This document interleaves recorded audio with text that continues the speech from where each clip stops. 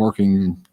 He is trying to get himself here, and I'm sure knowing Mayor Manis, he's doing exactly the speed limit. So, the public notice, I want to make sure and read this. This is from Kenneth Martin, our city manager. The city of Mount Juliet is following Governor Lee's executive order number 70.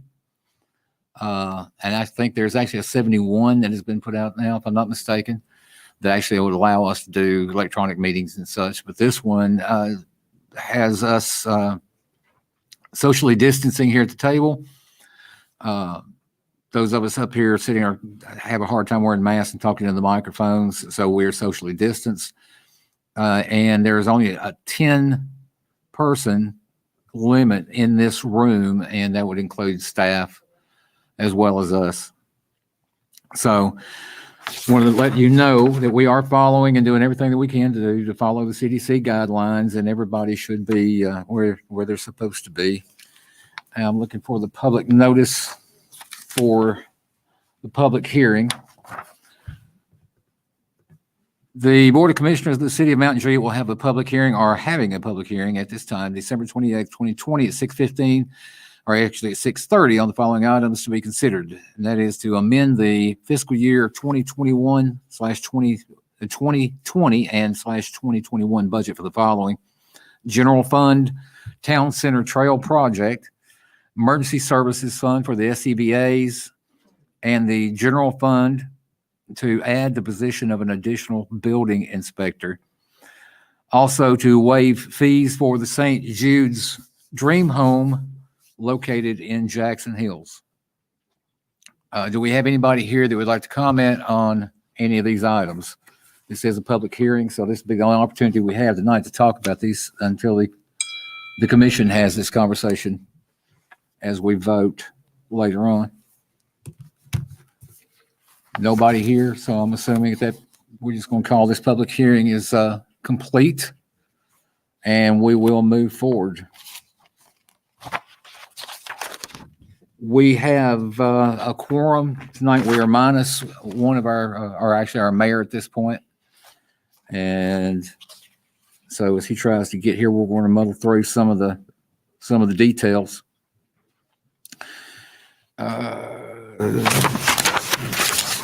So I want to call the meeting to order, and we'll declare a quorum present. Wanted to set the agenda. We have one item that is on one of the parkland pieces, and we'll address that when we get to it. But just to let you know in advance that he has asked it to be pulled from the agenda. So that being the case, I believe we have asked our Fire Chief, Jamie Luffman, if you would, to come in and do the invocation and the Pledge of Allegiance for us, Shane. Appreciate it. Good evening. If you would allow me, with all the sickness that we have and all the close-knit folks that we have that are ailing right now, I wanted to pull a couple of verses, maybe of inspiration, if you'll allow me time to read those. They're both from the book of Isaiah. Chapter 41, verse 9, I brought you from the ends of the earth and called you from its farthest corners. I said, you are my servant. I have chosen you and not rejected you. Do not fear, for I am with you. Do not be afraid, for I am your God. I will strengthen you. I will surely help you. I will uphold you in my right hand of righteousness. In chapter 38, the Lord writes, O Lord, by such things men live, and in all of them my spirit finds life. You have restored me to health and have let me live.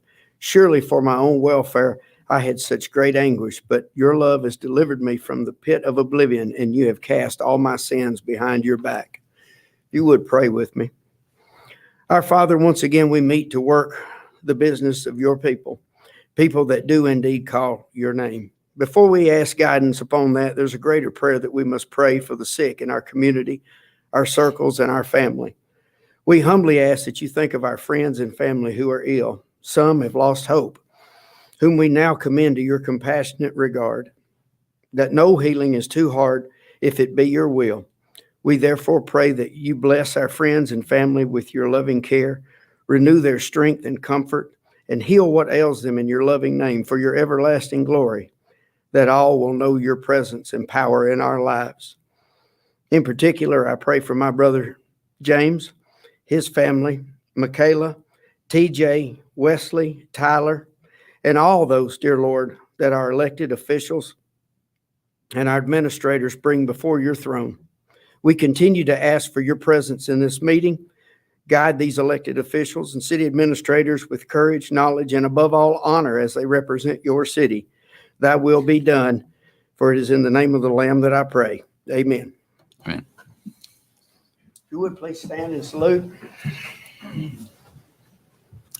I pledge allegiance to the flag of the United States of America and to the republic for which it stands, one nation, under God, indivisible, with liberty and justice for all. Chief, thank you. Thank you. As I said, we're going to try and muddle through this as we go through tonight and get through the meeting. Before we go any further, do we have a motion to approve the minutes from the last meeting? Is there a second? Second. Okay, we have a motion, a second. All those in favor, if you would, please raise your hand. So it's unanimous. We'll move forward. At this time, we have citizens' comments, and we have an opportunity at the beginning of the meeting for those comments to be had, and you can come to the podium. You have 3 minutes to speak. Let us know what's on your mind, whether it has anything to do with what is being discussed here tonight or anything that you might have an issue with, you might want to discuss. You do have 3 minutes from the time that you start talking. We ask you to limit your comments to that. Also, that we ask that you be as respectful as would be expected in this setting as you give us your comments. That being the case, I don't see anybody. I see a couple of people out here, of course, and if you've got a minute you want to come up and talk, now would be a great time to do that.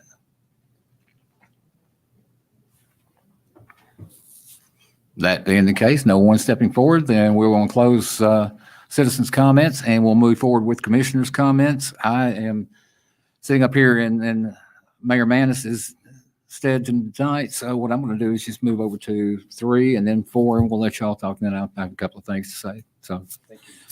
Appreciate it. And hold on a minute. Let me thank you. Let me get your I had to get a quick tutorial from Travis here on what the lights been. So I think you should be live now on your microphone. Okay, great. I appreciate it. I Thank hear you, sir. Thank you, Vice Mayor.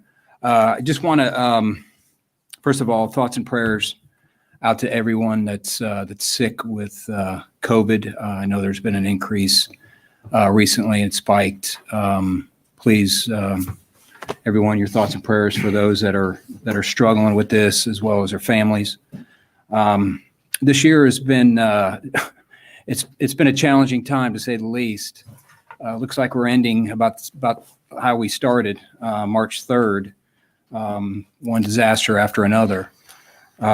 With that being said, through all the craziness that's happened, I do want to point out some of the unsung heroes that I have personally come in contact along the way. I'm going to go in chronological order, and I know there's going to be some that I'm going to miss, so I apologize in advance for that. For me, it started March 3rd, tornado. I live in Clearview Estates area in Fairview Knoll. Our house in our neighborhood was destroyed by the tornado. I've got to give credit to some individuals and a company that stepped up. They have not been recognized to this point, and I don't think they're asking for recognition, but I'm going to give it to them. Robert Maxwell, he works for Thompson Machinery. He lives in our neighborhood, and he was able to go to his boss, the owners of Thompson Machinery, and secure millions of dollars worth of heavy equipment. They dropped off literally within 3 days at Clearview. There's several excavators, skid steers, bulldozers, but that equipment doesn't run by itself. And for that, I want to recognize Freddie Weston of West Wilson Utility and his crew that came out there and ran that equipment free, no charge for 2 months straight, helping all the houses that were destroyed, trees down. Also want to thank all the volunteers again. These are unsung heroes. You know, there are hundreds, if not thousands, that came out to help. Connect Church, and the men's group at Connect Church personally came and helped at my house get rid of some trees that had fallen on my truck, my loved smoker barbecue grill. The other Straight Line Winds, 2 months later, same thing. Volunteers, first responders. Again, it was almost like Groundhog Day. But again, everybody. Fast forwarding to this Thanksgiving, I want to thank Dwight Ballou. I hope I pronounced his name correctly, the owner of American Family Jewelers, and members of this BOC during Thanksgiving. He paid for and BOC contributed, members of the BOC contributed to feeding families that went over to Courtney's. They were invited to go over to Courtney's. If you didn't have food to put on your table and you needed a meal, you can go to Courtney's, and that was covered. I understand over 360 families or individuals were given out free of charge that day. Also, he extended that to Christmas as well. So that was also very, very thoughtful, very generous of him to do that. The BOC also extended that to Christmas, and I believe that was at Joe's. The other thing I want to talk about on Christmas Eve, Olivia West and Chris Midget, they have an event they call Give a Little Christmas Toy Drive. They raise toys every year to give those toys out to families in need, kids that would normally wake up to no presents. They arrange to collect presents throughout the year. And on Christmas Eve, they gave out over 600 toys to 200 plus families. Shiloh Music, Paul Hedge and his family donated a Martin guitar that helped in raising some of the toys that went along with that donation. Last but not least, on this particular event, I want to recognize, and I hope I pronounce his name correctly, Rich Frankage. Frankage, Mount Juliet Records Supervisor and Community Service Officer. The event holders reached out to me. They had traffic problem last year. I reached out to Captain Chandler. Given the amount of officers that were out in PD, we were not hopeful we were going to get any relief for traffic, but Frank stepped up, and he was there on Christmas Eve and volunteered his time. So I want to acknowledge him for his willingness to do that on a special occasion. And last but not least, actually, I got two more things. Nashville bombing, all the first responders, the 6 officers that ran into buildings knowing that there was a bomb ticking away. If you haven't seen the interviews, I encourage you to do so. If God wasn't present that day, I don't know if and when he ever was, because let me tell you that you just got to listen to the interviews. So anyways, hats off to those gentlemen and the ladies that were part of Metro that helped that. And then this is last but not least, I know everybody's anticipating the year end, New Year's Eve. Please be careful, be safe. I call it amateur night for those that normally don't drink. Please, I know there's going to be car services, Ubers and whatnot that are going to be offering free free pickups if you have had too much to drink. So please be aware of that and be safe. God bless us all, and looking forward to 2021. Thank you. Thank you, Commissioner. Next up is Commissioner Mullally. Well, I don't really have a report, but just hope everybody had a good Christmas. And I did hate to hear about the bombing. I won't repeat much of what you said. So that was a good report you had. Pray for all the sick and those that are feeling under the weather. My little grandson is sick, but he was tested. He's not positive for COVID or the flu, so that's good. What a year this has been. I know that most of us will be so glad this year's over for a fresh new start. And I do hope everybody has a happy new year, and please be safe, and please don't drink and drive. That's all I have. Thank you, Commissioner. Yeah, next up, we'll give it to Commissioner Justice, Vice Mayor Ray Justice. I'm gonna get used to that. That's okay. I haven't got used to it yet. First of all, I want to say, for those of you in the community, things that we do, those of us that have a love for Mount Juliet, we generally are good about showing that love. And so, one of the things that we had put forward was, each one of us individually, not taxpayer money. I keep saying that because I figure it's going to wind up on incredibly unhip Mount Juliet at some point. So you have to be careful. But, we individually give money out of our pockets.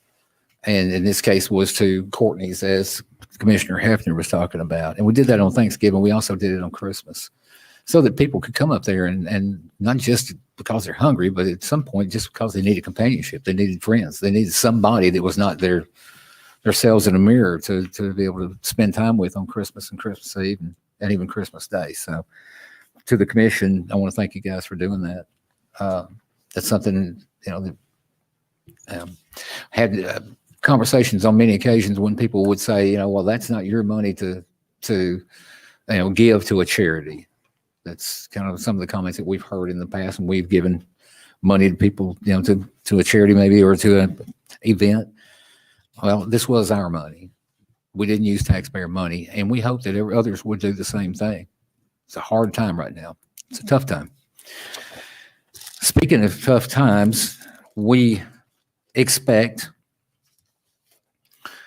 through the process of our police officers doing their jobs, our emergency services guys doing their jobs, we expect them to do it. We expect that people, as we talked about the Nashville bombing, there are people that they go to the danger. They don't go away from it. They won't run from it.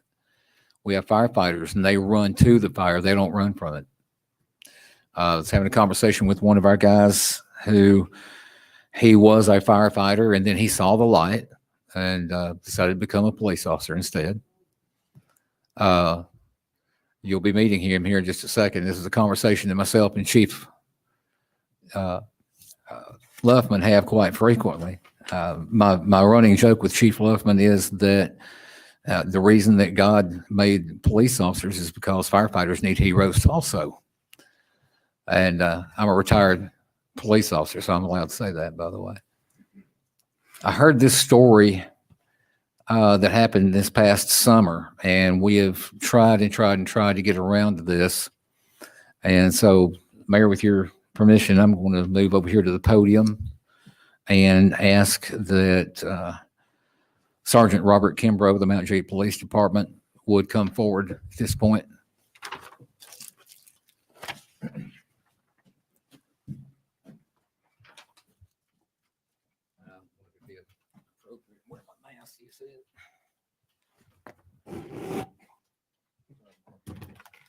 Actually, I wore the appropriate mask.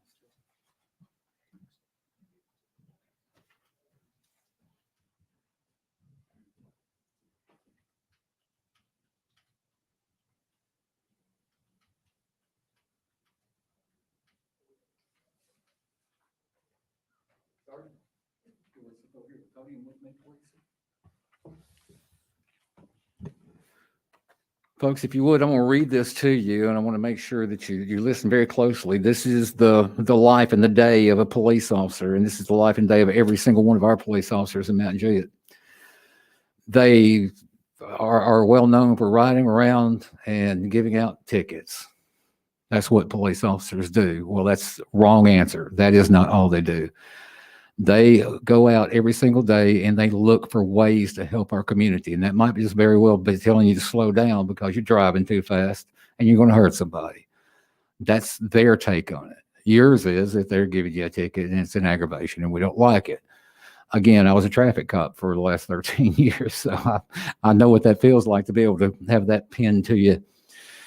Well, I want to read you this resolution on behalf of the City Commission, the City of Mount Juliet.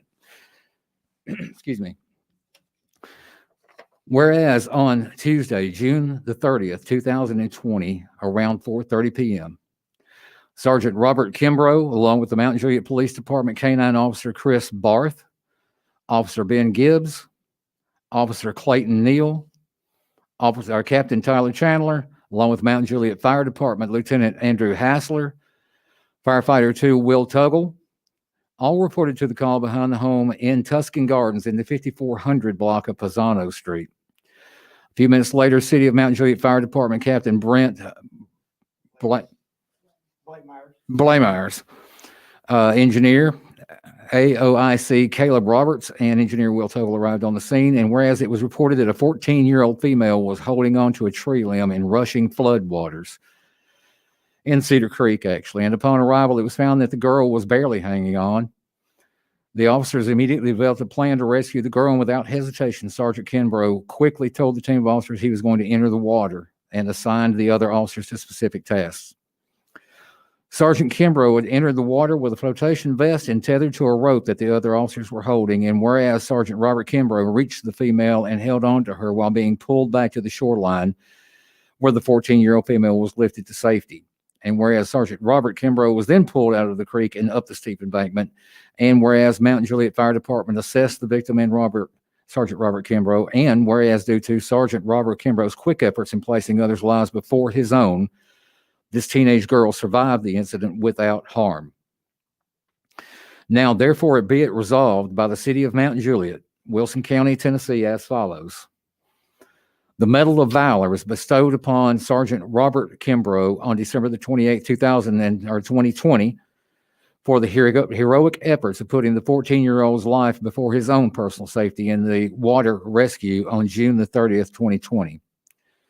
The City of Mount Juliet Board of Commissioners, city staff, and residents extend a heartfelt thank to all of those who assisted in this rescue effort, including, but not limited to, Mount Juliet K-9 Officer Chris Barth, Officer Ben Gibbs, Officer Clayton Neal, Captain Tyler Chandler, along with Mount Juliet Fire Department Lieutenant Andrew Hassler, Firefighter Will Tuggle, Captain Brent Blameyers, Caleb Roberts, Engineer Caleb Roberts, and Engineer Will Tuggle, and the Mount Juliet dispatchers as well.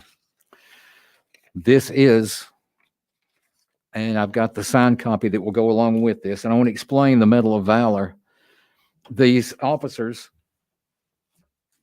and firefighters who do what they do on a regular basis, they get these medals, and these medals come to them from the department. Through my law enforcement career, there were two opportunities that I had to receive this particular medal. These medals are sent to you and given to you, actually awarded to you for your bravery by the actually legislative body, the governing body of the jurisdiction that you're in this case, the City of Mount Juliet. While every single one of those people with the fire department and the police department, every one of them are so much appreciated, and they are getting medals as well. There are some other circumstances that I personally know of that, for reasons I cannot talk about right now, I know what you went through to do what you did. It brings me honor, and honor for our city to be able to give you this Medal of Valor. Thank you very much. Yeah. Thank you, brother.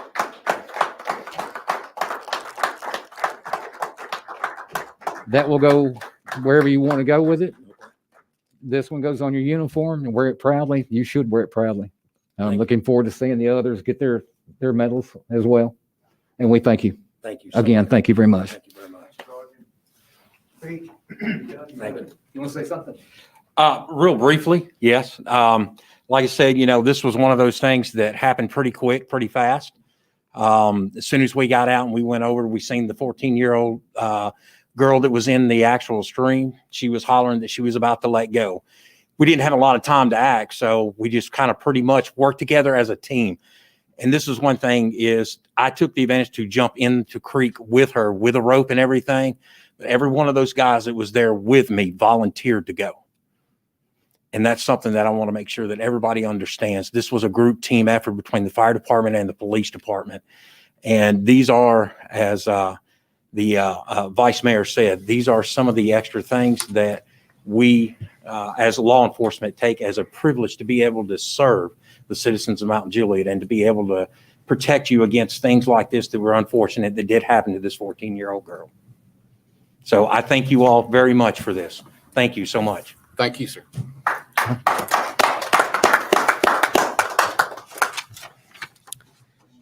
Anything else, Vice Mayor? I believe that'll do it. Thank you, All sir. right, thank you. With that, I'll move on to my report. I would say I first met Sergeant Kimbrough several years ago before he came on staff. He was actually deputy chief, assistant chief, I believe, with a neighboring fire department, and he come down, I guess, 2011, 2012 before the fire department was started, and he sat down with us and went over several things. So he's been giving service to the city long before he was an employee. So really impressed, and he probably wonders if I remember that, but I remember it well, sitting down there in that conference room with you. And you know, our goal was to deliver the best service we could to the citizens of Mount Juliet in the most cost-effective way, and he really helped us out with some planning in that area. So appreciate it. Appreciate everything you do, guys. I'll start off by saying this. We've all fresh on our minds what happened in Nashville on Christmas Day, and we know it could have potentially been so much worse, but we're seeing the actions of what allegedly one person can produce for us. So with that, I mean, the city of Mount Juliet stands behind the city of Nashville, and we're here to assist and help in any way that we can that's possible. I want to thank the first responders there too for their efforts to ensure that the loss of life was none other than the alleged perpetrator. So I think this turned out as well as it could considering the situation at hand. So I also want to recognize, as a result of that, our staff here, some of the staff members here that had their holiday or Christmas cut short as a result of this. One of the first calls I made was to the city manager, and he is here at City Hall on Christmas Day, as a result, working to get things around, because sometimes your best laid plans as a city don't always work out the way you want. And we had staff that was on hand Christmas Day. Our IT director, I know for our dispatch, fire, and police, some of the circumstances and workarounds maybe were not ideal for that situation, but they made it work. I've received no complaints or heard no complaints. So I thank you all that were involved, who gave up your time with your family on that day to compensate and take care of the citizens of Mount Juliet. Our city managers, probably many more, IT, fire, police, and dispatch has done a wonderful job considering the situation. So that is one thing. In the worst of situations, this city has kept it going, kept you as the citizens protected, and they've been there ever since, and they don't take holidays off. So we have to remember them as we think about that.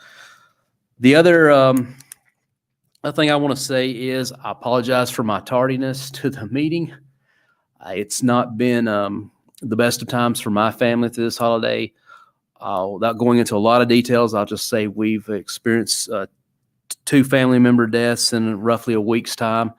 So I was returning from a funeral, made it back as soon as I could. I thank the vice mayor for getting the meeting started. I thank everyone for their words of encouragement, their support. You know, but there's a lot of people that are in the same situation. You've seen family members lost. You've seen your lives interrupted in so many different ways. But I hope you had time to enjoy Christmas with your family in whatever way you could. And I hope that everyone will remember the message of Christmas, that no matter how hopeless or dark it may look at times, the better days are ahead on some of these situations. So let's remember what we were celebrating this past week on this and look forward to that. I think our best days for this city are definitely ahead of us. We've got good things coming. If you were born here, I think you're going to continue to thank God every day that you were born in the city of Mount Juliet and get to live here. And if you moved here the next year ahead, I think too, you're going to be not in a situation where you'll regret your decision to move here, because the city of Mount Juliet's got some good things ahead. These problems are going to pass, and we will continue on. With that, that's going to conclude my comments, and I'm going to turn it to the city manager for his comments at this point. Thank you, Mayor, and thank you, Commission. And Mayor, our thoughts and prayers are with you and your family, because we know what you've been dealing with, and especially right here at Christmas. And of course, our thoughts and prayers are also with Nashville and everybody in this country. We did reach out on behalf of our elected body to Nashville and offer our services. They're a much bigger city, and we get that, but out of respect for them, we've been there for them during the tornado and vice versa. And they were very appreciative of that and sent along their regards to our elected body for reaching out to them and offering our services. I also like to thank Mr. Travis Taylor, who's sitting back there in the back. He's always here. I got to brag on that guy. He's absolutely wonderful. Anytime you need Travis, he's here. He's always thinking about the city, and we're blessed. And as a matter of fact, I was here yesterday, and Mr. Travis and his entire team were here getting the other departments up and going. So we were most blessed. I know this is our last meeting for the year, and I just want to say thank you. I want to thank our elected body and our staff.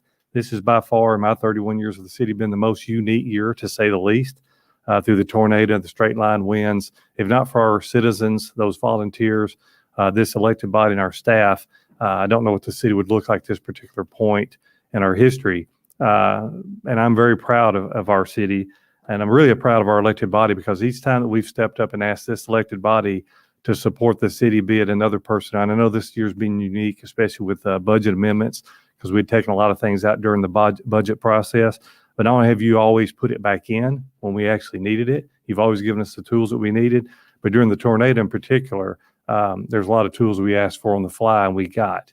And so I want to thank this elected body, because one thing I'll say about this city, which echoes the mayor's sentiments and comments, is we are blessed. This is an absolutely special community, and I'm most thankful to be a part of that. So I want to thank our elected body and everybody else. And for those struggling, that we're continuing to pray for them as we head into the 2020 new year.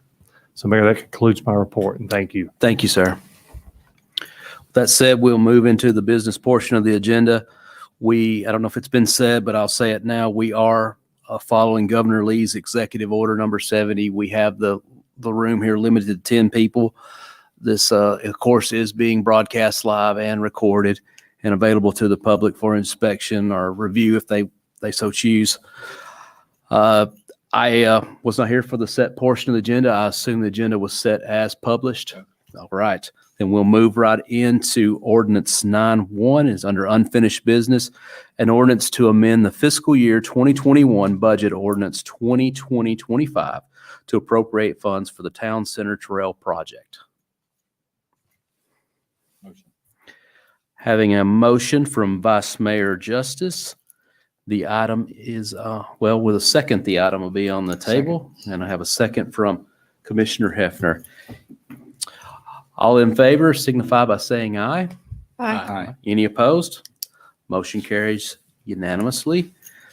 Then we have item 9-2, an ordinance to amend the fiscal year 2021 budget ordinance 2025 to appropriate funds for the SCBA units for the Mount Juliet Fire Department.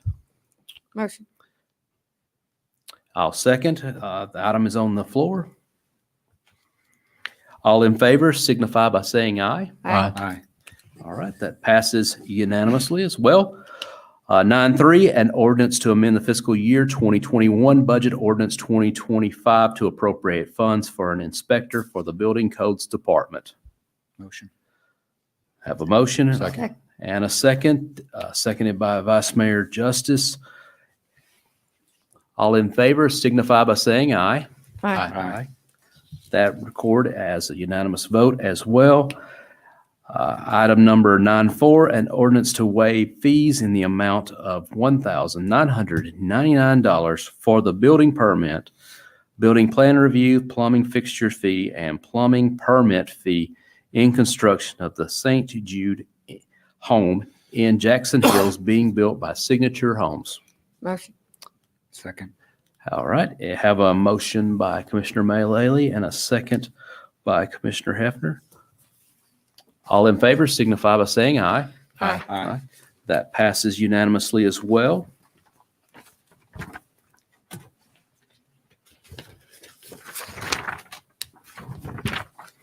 Moving on to Resolution 9-5, a resolution to approve the sales agreement for a portion of land, approximately 20 acres, located at 120 Southwest Cooks Road, Hayes property, the Hayes Trust, dated February 19th, 2018. Gladys Anita Hayes, trustee, parcels ID 9597 7700 000 2020 for $925,000 plus the city's portion of closing costs for future parks land, and authorize the city manager to sign the sales agreement. This property. Mm-hmm. Hayes. Hayes. I'd like to get this on the floor if we could and handle it there. I'll make a motion for this. And is that a second? Second. Okay, Commissioner Mullally has seconded. And yes, I too was contacted by the property owner, and he has asked that we remove this from consideration. With that, I would make a motion that we defer this indefinitely. Second. Right, that's a second. Any discussion on this? All in favor signify by saying aye. Aye. Aye. And Commissioner Vice Mayor Justice is not at the table, so that'll be 3 yeas and 1 absence. And the item is deferred indefinitely, so that will not come back at this point.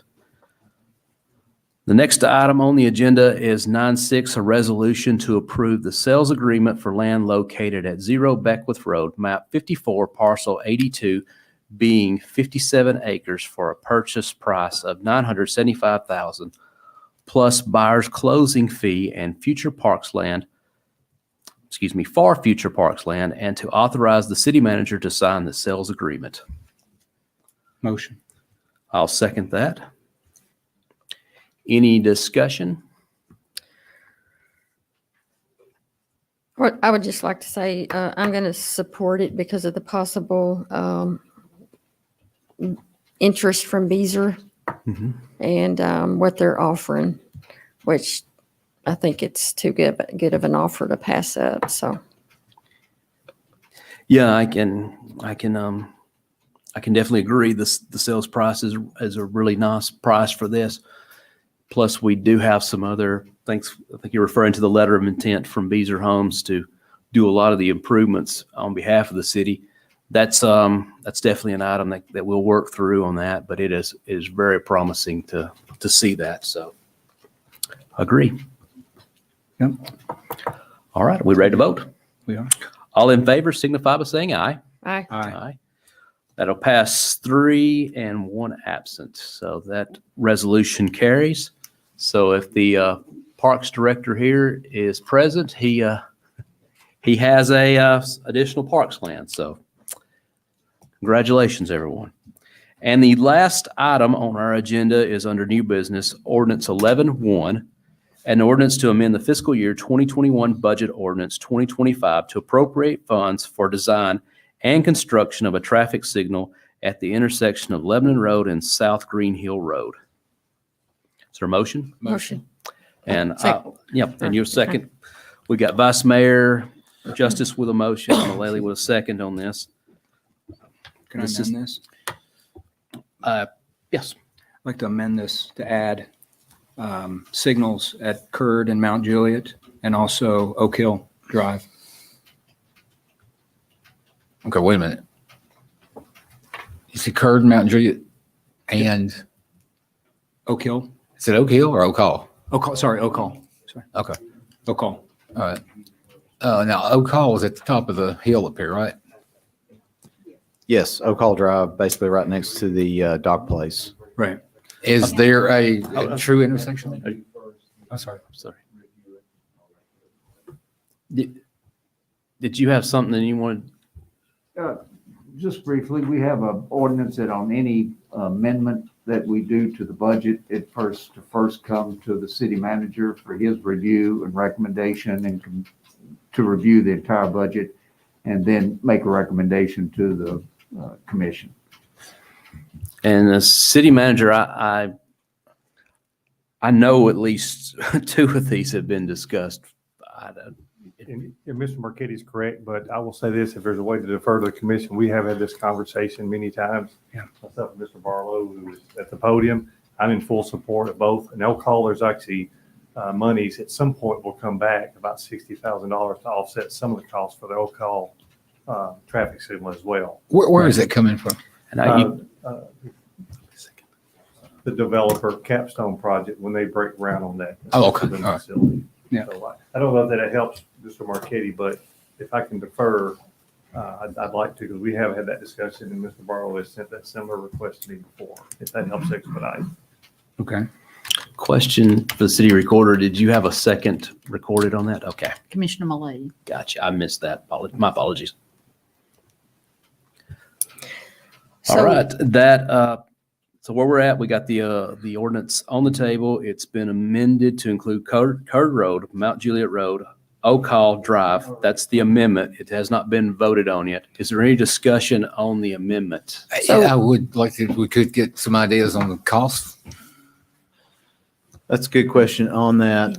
Both of those intersections are basically three-leg intersections. Be very similar to the one that just got installed at Northwest Rutland Road. Where, And- Northwest Road? Northwest Rutland, that's right. That one I believe was, it was maybe $230,000 or so. We pieced in probably, I would guesstimate and say 250, just to be safe on that. That one wouldn't have as much equipment on it as maybe the others might. The one at Northwest Rutland does have some more advanced equipment on it that we wouldn't need at those other two. If we may, before we get too far into the weeds on this, the reason that we were asking for this is because there was a red light at North Green Hill Road before the extension was made where the New Green Hill High School is.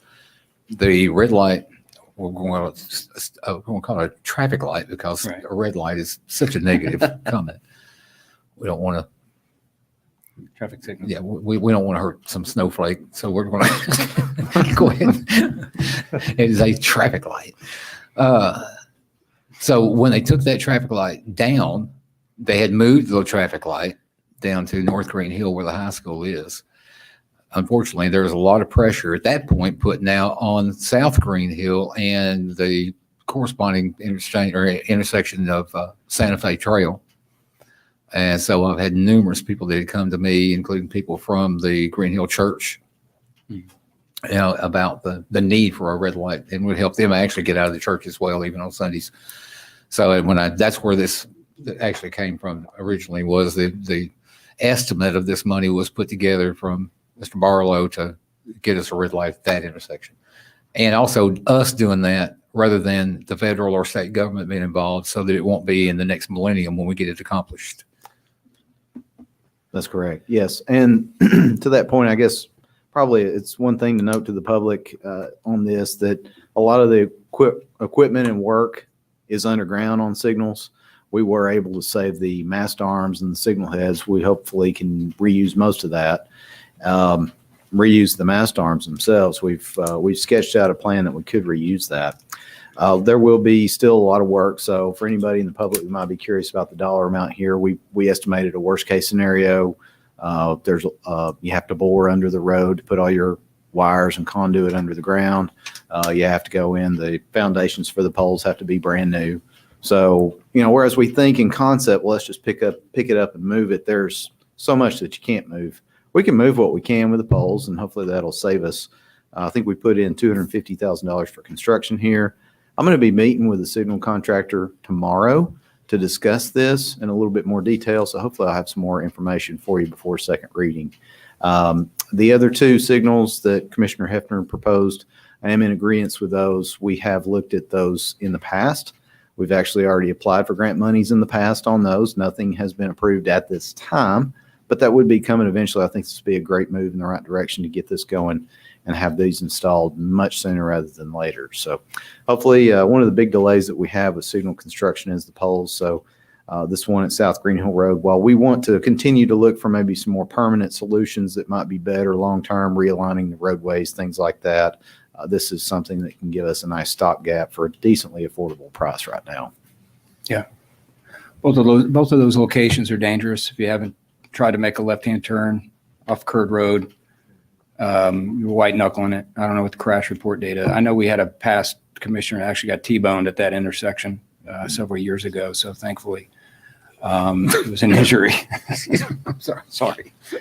So it's public safety first. I think we're doing pretty well this year financially. So I'd like to see that money put to use. And this is this is a perfect cause, any use for it. So So, okay, say the locations again. Curd Road and Mount Juliet, All right, Oak Hall and, Mount Juliet. all right. Remember this discussion we had before on Curd and Mount Juliet Road about? So when we were talking about the transportation plan. Yeah, and there was talk about getting with the post office to see if there could be another exit there. Because, Yeah, and we've found that that was not something that we could do because they were federal and they would not work with us on it. okay, because I know some public came out and spoke against that signal at that time. I will tell you, I tried to pull out of one of the businesses over here, and I was making a left-hand turn going back towards Lebanon Road, and this ain't the first time that it's happened. But I sat here and watched, and remember I told you I was former live traffic officer. Well, one of those things, I was also a radar instructor, which means I have to guess at the speeds of the cars coming down and be within 2 miles an hour when I make those guesses. The average speed coming off that hill up there was 55 to 60 miles an hour. I guarantee you, it is a hazard. It is a drag strip coming from that post office down that hill. I like to not have been able to get out the other day because of that traffic. So, and I think I had actually called and talked to Commissioner Hefner at that point, or one of y'all about it. And his was already working on this anyway. So, and since we've talked about it in the traffic and transportation plan, I believe that is one of our goals, was it not, in that plan? That's correct. So, I mean, that will be accomplishing one of the points. Yeah, and another note on these being previously discussed, I believe Hibbett Station's committing some funds to this intersection. So there is one PUD that we have that's already been voted on and approved. Additionally, the Capstone project has been voted on and approved by the Planning Commission, and that did have a contribution to the intersection at Oak Hall. So both projects have been previously discussed, and again, also with the transportation plan. We did also submit a resolution on the grant application on those as well a long time ago. I know the warrant has been done with the state for South Green Hill and Lebanon Road. I'm assuming it's been done as part of the traffic studies for the other two in question as well. Yes, those have been a long time ago. I know that we looked at Oak Hall. It's been several years ago. We will do a new It's gotta go count better. there. We would need to refresh those counts and just substantiate that. Of course, it's more than just volumes. It's also crash history. So what are we looking at time frame wise? We approved the money 2 weeks from tonight, I think. Isn't that right? Second reading, January 11th. So your money is released to the project on January 11th. At that point, how long are we talking about getting it accomplished? The signal at South Green Hill is going to be a lot quicker. That one, especially since we have the poles, I think that we're probably looking at a mid to late spring installation and turn on date for that. Mid to late spring being a month. Yeah, like I would say April, May. I'm sorry. April to May, sometime in there. Okay, so we approve it in February, then you anticipate there being a functional red light in May. Yeah, and that's assuming that everything goes well with the contractor and that we don't have to procure an engineering firm to design it and get it all done. How many engineers do we have here at the city? We have 3. Then I would assume we don't need to get an engineer to come in and do this, right? Well, we would still need some surveying equipment.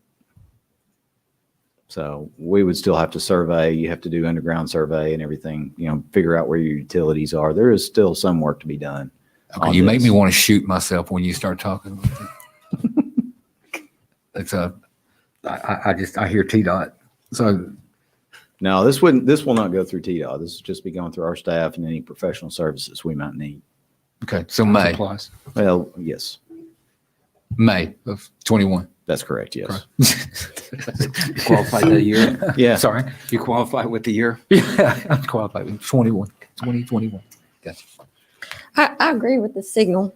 I think one's needed there definitely, but I am concerned about the exiting the post office. So since it's federal, it is what it is.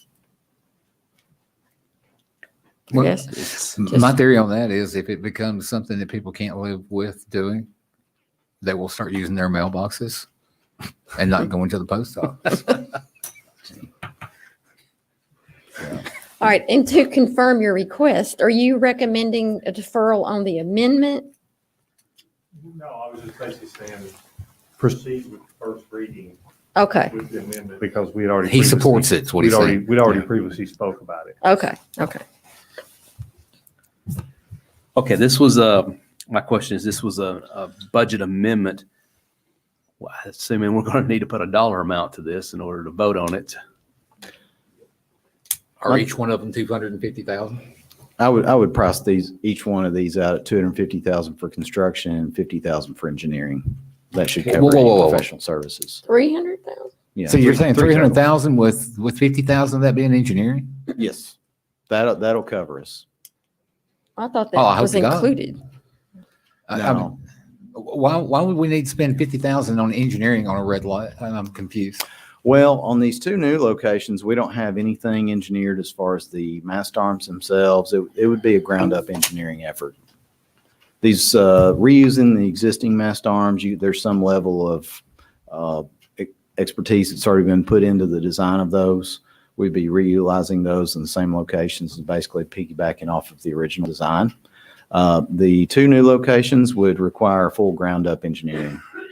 You have full survey and engineering services on those. Okay, and the additional engineering that you're talking about, the 50,000 in engineering, has to do with the survey? It would include the survey. Yes, that's correct. Do we not have somebody on staff that can do survey? No, we do not have a licensed surveyor on staff. Do we have our thoughts maybe to hire someone or? That is a direction I would love to go. Well, we just paid for $150,000. It's 50,000 per light, correct? Mhm. Okay, Is a new survey or position going to be in your Wow. next year's budget? We haven't gone that route yet. We did just make a new hire, and we're going to be looking into seeing about having him become a licensed surveyor. He does have some surveying experience, so I mean that is a position with his expertise I'd like to go, but it's not anything that we have right now. We're looking at probably some other positions, potentially a traffic engineering position or something of the like there. But that is the direction I would like to have us go eventually, though. So if we had one on staff right now, we could save $100,000? No, the surveying services on this would probably be about 5,000 apiece. so 15 grand. So, That's right. and the rest of it goes to engineering. Engineering, yes. And we've got 3 engineers that work for us. We do. However, we don't have the time to be able to do any in-house design right now based on our current workload. Wow. I'm not going to get into the weeds on that. We probably need to have a conversation about that later. This is first reading. Do we need to maybe consider this on second reading to give more time to come back with a more exact number? Or do you feel comfortable with those numbers? Is this something you've looked at more than just standing at the podium? Yeah, we've looked at these on past projects. I'm comparing some other similar projects that we've done. One that we've got a signal at Golden Bear Gateway and Volunteer, going based off of those fees that we've had in the past. Also looking at similar 3-leg intersections like at Northwest Rutland Road. These are throwing darts at a dartboard, 30,000-foot guess based on prior experiences. So it's an educated guess, but it's a pretty wide guess without having an engineer on board. We haven't gone through the procurement process. Once we have that, we'll know for sure. Y'all be voting on those contracts, engineering contracts and construction contracts. So we should have a definite number, as we get through the process. Each phase we go through, we'll be able to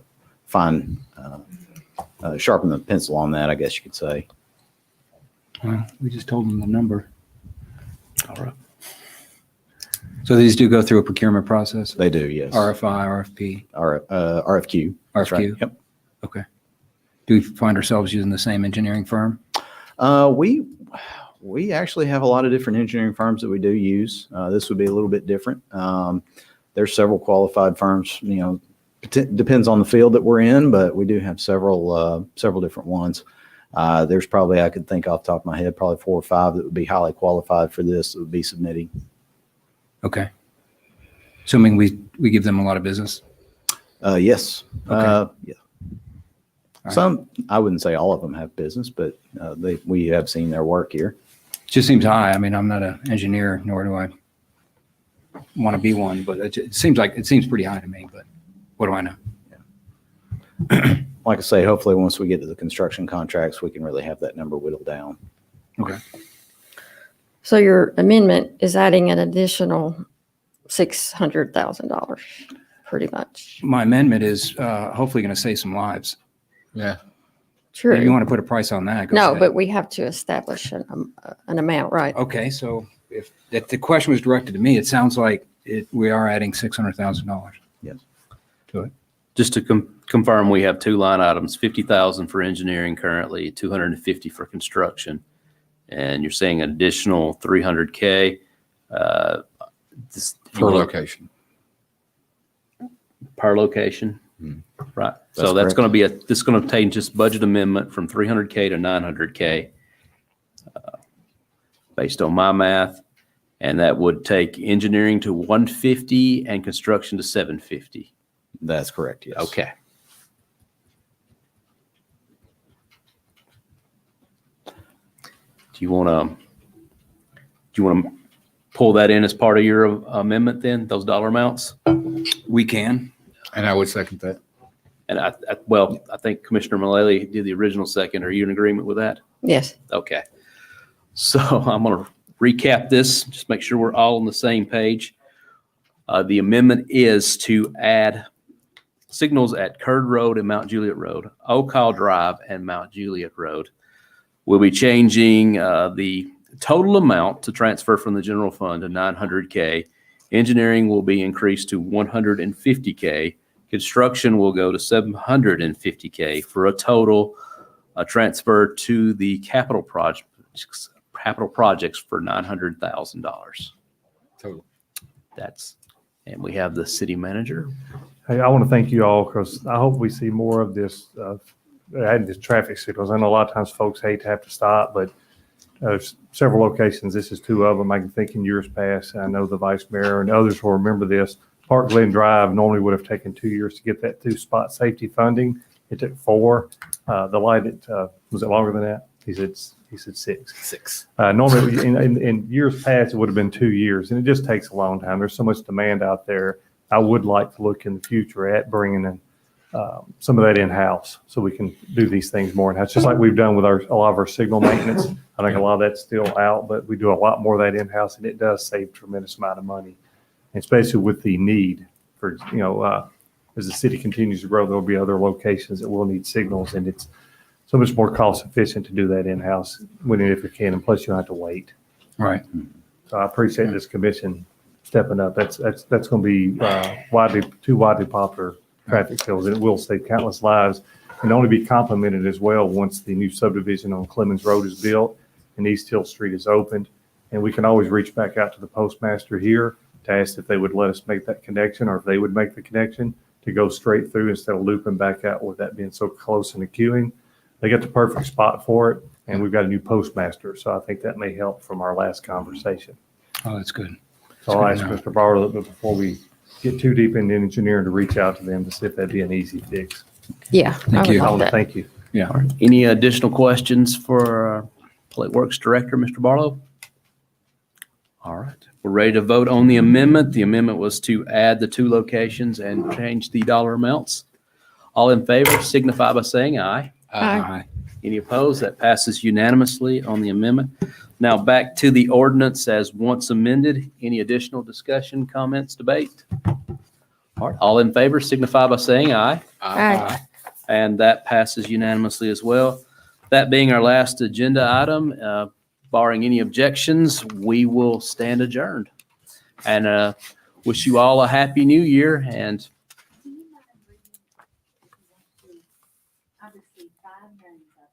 Up there with the vice mayor. Good point, because they was a cutoff. On the District 2. I got you. I was kind of I just want to wasn't make sure sure what it's you not were. in my junk or. Gotcha. I was not sure at first what you were talking about, but then Yeah, I I know. remember the list here. We have 5 applicants who have submitted their name for the interest in the District 2 position. That is now open. We have these 5 names for consideration at this point, and to the recorder's point, just to make sure that no one has been missed or lost in junk mail, or maybe they have an AT&T account recently. So there's a lot of things that could happen. So I'll read those. Mr. Sean Donovan, Mr. Bill Trevette, Mr. Will Sellers, Ms. Linda Elam, and Lisa Neff. Is that the correct way? N-E-F-F? Neff? Yes, Neff. I can tell you now, there is a name that I had contacted me, and I have an email from him of interest, and I thought you were copied as well. There's a 6th name that it's missing, and that was a Mr. Jeff Hartline. I will look for that email. Okay. Is anybody else aware of any? All right, I heard Mr. Marquetti was interested. Mr. Marquetti. No, never All could. Never right. mind. Seeing no more business before the Board of Commissioners, without objection, we will be adjourned. Thank you, everyone. Thank you.